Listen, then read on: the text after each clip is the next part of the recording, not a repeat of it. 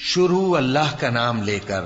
جو بڑا مہربان نہایت رحم والا ہے۔ جب سورج لپیٹ لیا جائے گا اور جب تارے بے نور ہو جائیں گے اور جب پہاڑ چلائے جائیں گے اور جب بیاہنے والی اونٹنیاں یوں ہی چھوڑ دی جائیں گی اور جب وحشی جانور جمع کیے جائیں گے اور جب سمندر آگ ہو جائیں گے اور جب روحیں جسموں سے ملا دی جائیں گی اور جب اس بچی سے جو زندہ دفنا دی گئی ہو پوچھا جائے گا کہ وہ کس گناہ کے سبب قتل کر دی گئی، اور جب اعمال کے دفتر کھولے جائیں گے اور جب آسمان کی کھال کھینچ لی جائے گی اور جب دوزخ کی آگ بھڑکائی جائے گی اور جب بہشت قریب لائی جائے گی،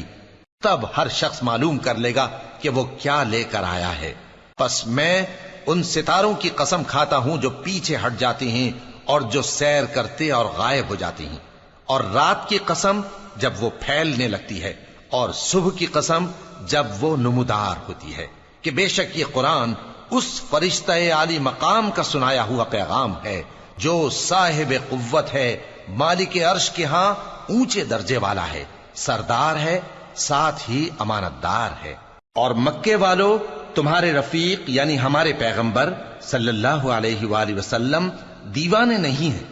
اور بے شک انہوں نے اس فرشتے کو آسمان کے کھلے کنارے پر دیکھا ہے، اور وہ غیب کی باتوں کے ظاہر کرنے میں بخیل نہیں، اور یہ کسی شیطان مردود کا کلام نہیں ہے۔ پھر تم لوگ کدھر جا رہے ہو؟ یہ قرآن تو تمام جہانوں کے لیے نصیحت ہے، یعنی اس کے لیے جو تم میں سے سیدھی راہ چلنا چاہے، اور تم لوگ کچھ بھی نہیں چاہ سکتے مگر وہی جو اللہ رب العالمین چاہے۔